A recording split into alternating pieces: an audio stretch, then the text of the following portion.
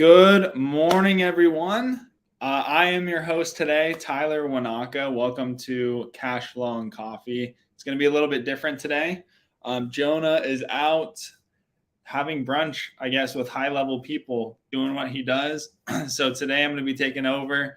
I'm going to go live on Instagram real quick and just get some more people in here. But I'm going to be dealing with all of the questions today. I've got a couple of questions from Instagram DMs and stuff that we're going to be going on. What's going on, Harvey? Hello. Good morning. This is Cashflow and Coffee. This is where I answer all of your guys' questions. If you have any questions, real estate related, real estate wholesaling, whatever the case is, now is the time to throw it in the chat and we'll get going on answering that stuff. I'm going to go live on Instagram real quick. Good morning, Luke. How are you, my friend? Good morning. I probably should have went live prior to this, but it's all good. There we go. All right, cool. Let's get going. Throw your questions in the chat. And then we'll start answering some questions. I'm going to throw one in just so we can start the morning off. This was actually a question that was sent. I'm on Jonah's account, so this is going to show up on Jonah's Instagram or Jonah's YouTube as if I'm logged in as him, but it is what it is. For everyone who's joining right now on Instagram, I am live on Jonah Corchin's YouTube channel. We're doing a Q&A, Cashflow and Coffee this morning. It's where I answer all your guys' real estate questions. So hop in here, Jonah Corchin on YouTube, and throw your questions in the chat. So this one here, question for you. Let me see. Let me show this thing on the screen. Never hosted one of these before, so still trying to get used to all this technology. I'm a licensed real estate agent in Washington State. However, my focus is virtual wholesaling in Tennessee. I'm in Ohio mainly. I haven't closed on any deals yet, so I haven't been able to use my actual real estate LLC or real estate license. And was wondering and was considering putting it on inactive status until I eventually start investing into fix and flips myself near where I live. Is that something you would recommend or not? Honestly, I'm not licensed personally. You don't need to be licensed, obviously, to wholesale. I don't find a use for it unless you're in a state that requires you to be licensed. I mean, it's nice to have MLS stuff, but you're not even wholesaling in that state. So if it's costing you money to have your license and you're not even utilizing it in your state and you're planning on wholesaling in a completely other state, then in my opinion, I would say, yeah, there's not really a point to have your license and pay the money that's going to cost to even have one. So I would recommend that you just put it on inactive, I guess, unless you want it, unless there's little things that you could use it for in your state. But if there's not, then, I don't really see a point in having it, but totally a personal choice. It's really just if you want to spend the money or not having it. I don't think it's going to affect your real estate business at all. Good morning, Renee. How are you? It's been a while. Harvey, yo, Tyler, I'm using Go High Level, and I wanted to ask, how are you guys dealing with the new compliance? Were you guys required to buy toll-free numbers, and how did you navigate that? Yeah, so this is a thing that's changing everywhere, right? Carriers are making you become A2P 10DLC compliant.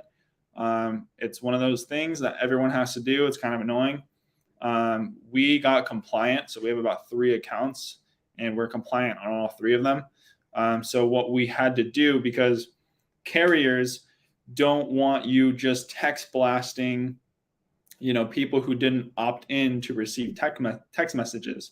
And then you have to also give them the opt out option in their text messages, right? Like the reply stop to unsubscribe. So you have to give them that option. And then you have to give them another opt-in option, reply start to resubscribe.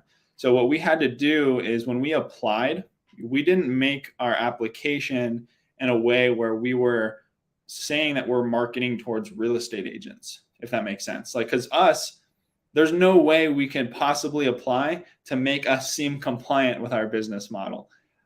Real estate agents are never going to really opt in to receive a text message from me saying, hey, do you want to work with me?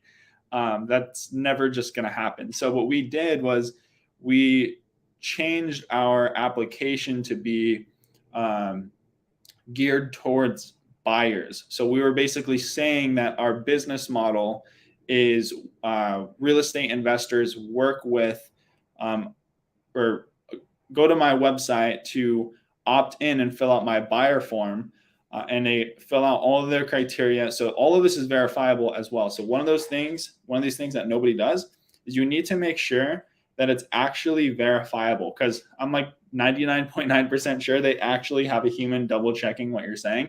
And if it's not true, then you're going to get denied. I've seen it over and over. So for us, we have a website. My domain is kind of messed up where I would tell you to go to it, but it's not really working right now. I have to fix it. But there, on my website, there's a buyer form. So if an investor wants to opt in to receive deal alerts, all they have to do is click that button, fill out the form. They have a terms and conditions that they agree to. And then once they actually sign up, they receive a text message confirmation. So we built an automation in Go High Level, which or Zapier, and that automated text and email confirmation just says, "Hello, this is Tyler from Asetla. Thanks for signing up to receive deal alerts. You'll soon receive deals that match your criteria. Blah blah blah. Reply stop to unsubscribe." So that's that confirmation for them with the opt-out language. And then we have another automation where if they reply stop, it sends them a text message that says you have successfully been unsubscribed. Reply start to resubscribe. And so that's how we fixed it. Essentially, was you have to have a website. We made it geared towards investors because it's more likely for an investor to opt in to receive deal alerts and text messages than an agent to receive text messages. So that's what we did. We didn't have to buy a toll-free number. We bought a toll-free number temporarily until we fixed that, but that was how we fixed the issue. Everyone on Instagram who's watching, who's new, who just tuned in, I'm hosting a live Q&A on Jonah Corchin's YouTube channel. So go to Jonah Corchin on YouTube. You'll be able to see the chat. You can throw your questions on there. I'm not going to be answering questions on Instagram, so hop in here. So hopefully that helped, Harvey. I used a PACES wholesaling contract in Arizona, my main market. Can I use the same agreement in California, or does California require certain clauses? So no, we use the same one. If you're talking about like the sub 2 contract where it has the sub 2 language and stuff, we use the same one if we ever need to. I mean, we work with agents, so most of the time we just use the agent's contract.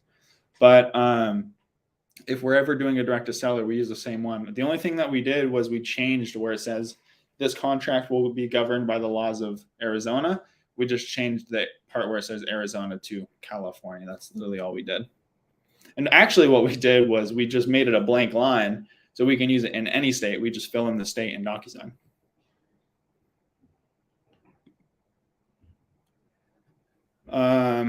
Claudia, what's going on? Hi, Tyler. Congrats on all your successes. I appreciate you very much. Are you only doing direct to agent outreach? What are the KPIs or actions that are working for you in that space? Yeah, right now, I mean, we do some JV deals just because of everything that me and Jonah do, and how people know us. We naturally will just get deals sent to us.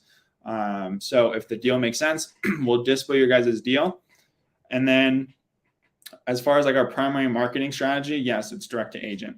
So what we do is we primarily just text. We just text real estate agents and build relationships with them. And our goal is to get at least 20 intro calls per day minimum.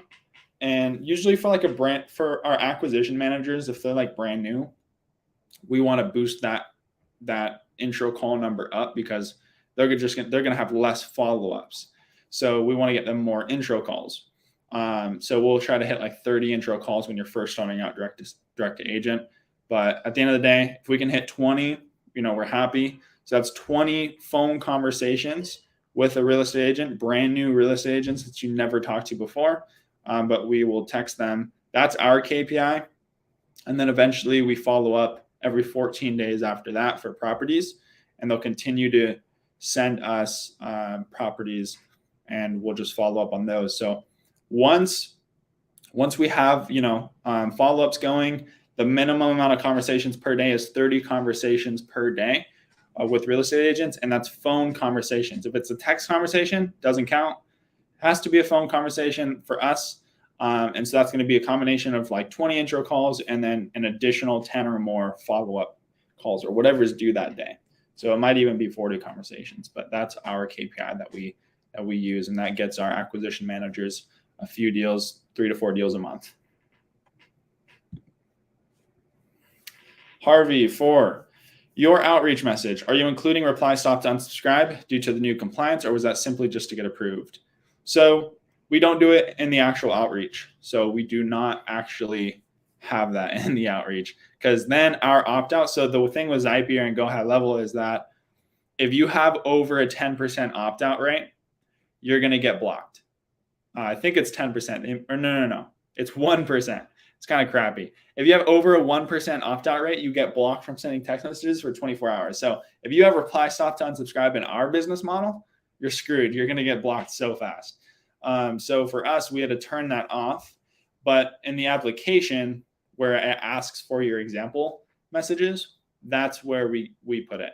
And then the only other place we put it is when they sign up. So when a buyer signs up on the website, that automation that sends them the confirmation text, that has the reply stop, but we just put it in the template. In the settings, we actually turned it off.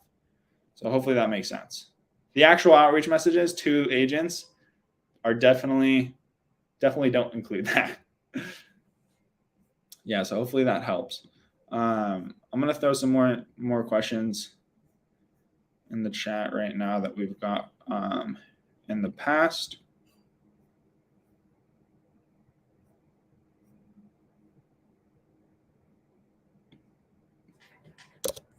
If you guys have more questions, just throw them in the chat. We'll get through them. I want to try to stay on here for another 15 minutes or so.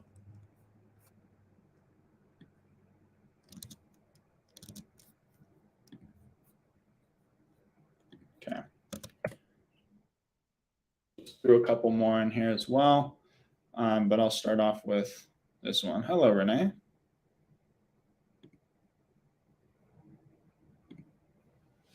With the KPIs you just shared, are you finding enough new agent phone numbers in a same market for your AC managers? Yes, we are. There's times where a lot of the agents that we upload are duplicate agents. So we don't act like our acquisition specialists, our VAs, they might build a list of like 300 agents, upload it, and only like 70 agents are actually new. So that's been a challenge for us recently, where we are noticing that a lot more are already in the system, but we're still able to hit our numbers at the moment. And, we've been doing the direct to seller model. Well, Jonah has, at least for the last 2.5, 3 years, I believe. So if in 3 years he still hasn't ran out of agents, then I think he'll be all right. But what we're doing is we went on Fiverr actually, and we contacted somebody to build a website scraper.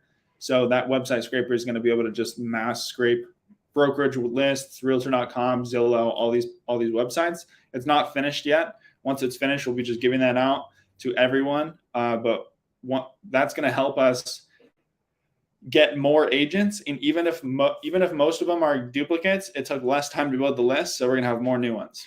So hopefully that makes sense. But yeah, right now we're finding plenty of new phone numbers. It is a concern though that we're handling right now.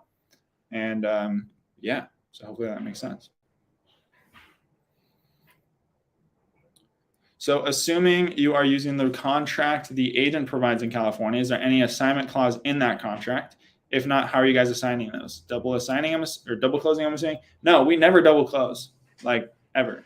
There's no point. It's just a waste of time. The assignments are so easy. So there's a couple of ways. The primary way is we just put our own assignment clause in there that specifically states buyer may assign this rights or any part of this contract here too to any entity, person, whatever, without seller's consent. And any monetary consideration shall not be disclosed. I think that's the term, if I remember. I'd be surprised if that was exactly how it is. But that's the term we throw it. It's something like that. It doesn't have to be perfect, just something similar to that. You can throw in additional terms or on an addendum. That allows us to use our own assignment contract. And so we just assign everything. If you don't have that, then you have to use the agent's AOAA contract, which is their realtor version of the contract, which requires their signature, our signature, seller's signature, buyer's signature, broker's signature. It's super annoying, but you have to use that. So we have used that before when we did maybe a JV deal with another wholesaler who didn't put that assignment clause in there. So those are the two ways we'll do it. Logan, how have you had many people stop using Zapier since the 10 DLC?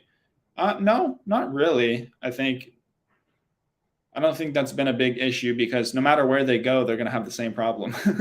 Like every texting platform has it. I looked at what's it called? Close has it. I'm pretty sure Batch is going to be dealing with it. Like literally everywhere. You have to be ATP. It's not a Zapier thing. It's not a Go High Level thing. It's a carrier thing. So you have to. That's just what it is. Yeah. So not really. I think people just figure out it's not that hard to get approved. If you do it my way, at least it's pretty easy. I've done it 3 times in a row, and I've helped a lot of our clients to get approved as well. So not the end of the world. This is a question from one of Jonah's DMs.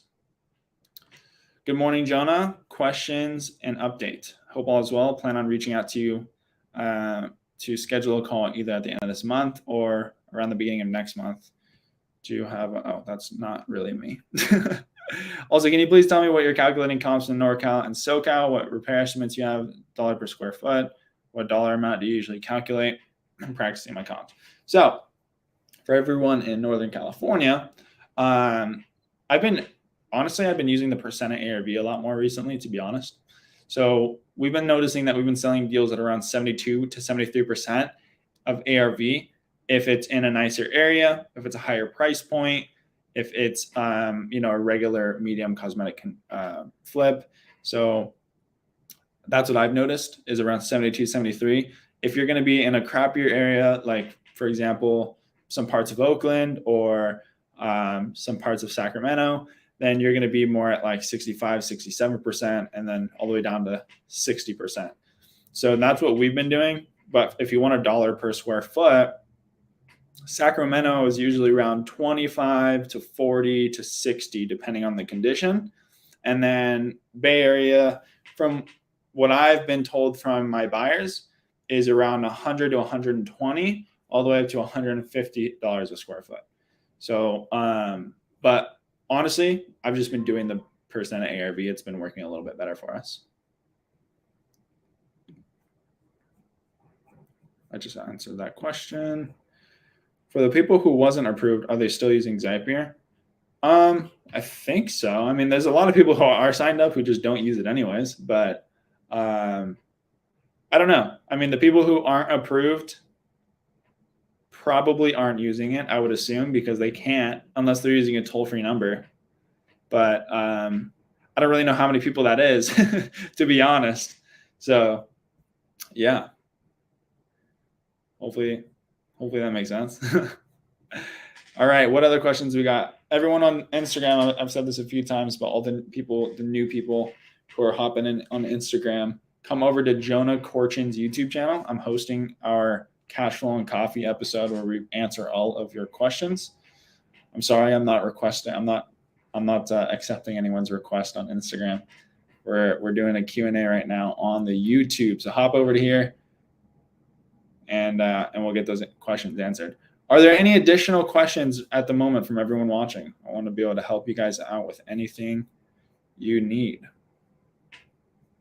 I just got back in LA last night. Had a nice 7-hour drive. Very fun. I've been listening a lot more to Ryan Pineda's podcast. and they're really, really good actually. Okay. Thank you, Tyler. Appreciate all your help. Scraper sounds dope. Can't wait. Yeah, bro. If you guys want it when it actually comes out, we're gonna throw a resource in our resources link. So go to jonahcorchin.com/resources. Sign up there. You'll get all of our templates, all of our scripts, everything that you need for your business and that we use that we just want to give out for free. We're going to include it in that link. So make sure you guys go to jonahcorchin.com/resources, sign up there, and you'll receive an email with all of our resources, all of our free resources that you can use in your business. We're going to throw that scraper in there. Can you have multiple sub accounts with a Zapier account for different markets? For example, I do Florida and what is that, Montana? Or Maine. I don't know what state that is. Yes, you can absolutely have multiple sub accounts, but it will be an extra $99 a month. So we don't do free sub accounts. Additionally, it will have to be an extra $99 a month. So if you want to keep that separate, I think it's a great idea. We do that as well. Oh, Minnesota. Sorry. We do that as well. We keep them all separate. I think it's a great idea, but it's going to be another $99. But just let me know. Don't sign up on the website because that's going to get you a whole new login and everything. So just let me know. I can set you up so that way you can just switch back and forth under the same login. It's really easy if that's what you want to do.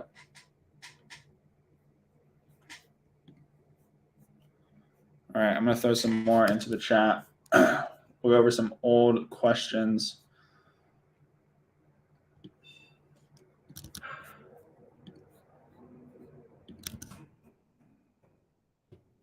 I'm going to do a couple of more of these questions that we've got saved up. Once I'm finished up with those, if you guys have any more questions, throw them in the chat, and then I'm going to hop off of here. No problem, Luke. No problem.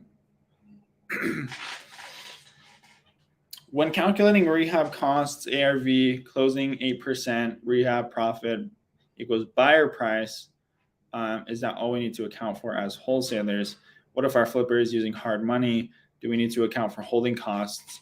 Working another job while I'm building a wholesaling business, so I can't always watch Cashflow and Coffee. No worries, brother. But yeah, as far as your question goes, for us, I think, so the closing costs were 8%. You put closing costs at 8%. I think what that does is, I think we do 0.9%. I'm pretty sure, and we just include like a 2% for what's it called, holding costs. But it's hard. You can't really calculate holding costs every single time because we got some buyers that are cash, so we got to like average it out. So we'll calculate, I think, an additional 2%. So I think we'll be at like 0.9. So ARV times 0.9 minus rehab minus profit, and we'll just calculate a little bit for holding costs. But we don't do like a full, I know some buyers will say their holding costs are like 6 to 8%. We don't include that entire 6 to 8% because not all of our buyers actually have to even deal with that. So we'll calculate, just to make it fair for everyone, we'll calculate it like 2% or something. That's what we do. Abraham signed up 2 weeks ago, but haven't even touched it at all. Why not, bro? Why not? Is it too much? You got any questions? How can I help, my friend?